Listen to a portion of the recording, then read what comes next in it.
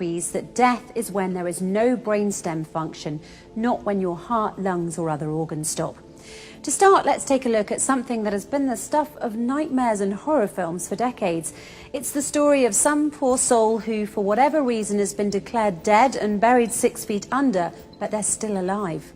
Now, if you think this story can only happen in a horror movie, you'd be dead wrong, pun intended. One look at recent stories right from the news proves it. A woman who gave birth 3 months after she was pronounced dead, another who was still alive when she was put into a body bag in the morgue and subsequently froze to death. Why do these horrific cases exist? Because of this alarming fact, there are no universal guidelines for doctors when it comes to declaring a person dead. Yes, you heard that correctly. Even among doctors, the definition of death isn't fully agreed upon. You're dead when a doctor says you're dead. A person can be pronounced dead if their heart stops, but they can also be revived in many cases. People can also be kept alive with machines, even though their brainstem has 0% functionality. In 2013, a study showed that in cases where CPR is used, it should be administered for at least 38 minutes. Because a person can still be revived for that amount of time with no lasting brain injury in many cases.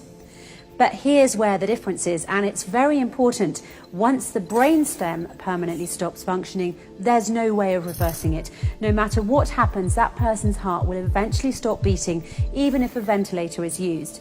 The most important fact to remember about the brain is this: it bestows upon us the one thing that makes us truly human: consciousness. With that fact in mind, the irreversible loss of consciousness can and should be defined as death, and vice versa. Now, here's another fact that might surprise you. When you sleep, your brainstem is inactive, and there are those who argue that sleep is also a loss of consciousness due to the inactivity of the brainstem effector neurons when a person is sleeping. The brainstem also becomes inactive when a person dies, causing a loss of consciousness as well. While they might seem like identical definitions, there's one difference. Loss of consciousness during sleep is reversible, while loss of consciousness due to death is irreversible. And it's for this very specific reason that doctors, when declaring a patient dead, should limit their declaration to the state of the brainstem and nothing else. In effect, as the Holy Quran pointed out 1400 years ago, sleep is like death and death like sleep. Verse 1, it is He, Allah, who takes your souls by night when you are asleep and has knowledge of all that you have done by day. Then He wakes you up again, that a term appointed, your life period, be fulfilled. Then in the end unto Him will be your return. Then He will inform you what you used to do. Verse 2, Allah, God, takes the souls at the time of their death and that which has not died in its sleep. He withholds that against which He has decreed death, but loses the other till a stated term. Surely in that are signs for a people who think deeply. Think about that for a moment.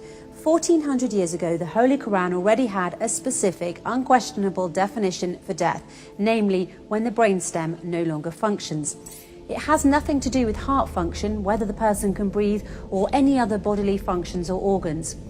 What this means is that around the world, millions of people have been declared dead when in fact they were not. That is why, in the interests of human rights, Muslims believe that doctors should only consider a patient dead if their brainstem has completely stopped working. Until that point, any and all measures should be taken to keep them alive and not pronounce them dead simply because their heart, breathing or other functions have stopped. The first and foremost Quranic verses say that all humans have the basic right to live and that human life should be respected. Yes, when we sleep, the brainstem effector neurons stop functioning for a short time, but then we wake up. One thing to keep in mind that is very important to this issue is that it was discovered by Macaulay and Stinson in Scolopedia in 2008 that when we sleep, the effector neurons in our brainstem become hyperpolarized and have nearly no action potentials. It's for this reason that before sleeping every night, you should pray that your brainstem neurons are depolarized so that you may once again wake up and enjoy another day. Why not make sure that everyone around the world has the chance to wake up by following the Holy Quran and only declaring someone dead if their brainstem has permanently stopped, nothing else? By the way, until the 1950s, death was considered to be the point when any one of the vital functions, heartbeat or respiration, ceased. This is what, according to Dr. James Burnett, a neurologist at Dartmouth College's Giesel School of Medicine in New Hampshire, stated in his speech in Live Science on June the 19th, 2014. It wasn't until 1959 that the two French neurologists, Maurice Guyon and Pierre Molleret, changed the definition of death by defining it based on neurological criteria instead of cardiopulmonary criteria. They really saved us from being buried alive by stating a specific, unquestionable definition for death. The irreversible loss of consciousness can and should be defined as death. But this took place in only 1959.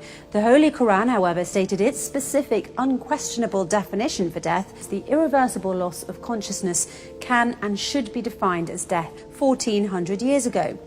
In order to truly respect human life, we need to agree on a universal definition of death.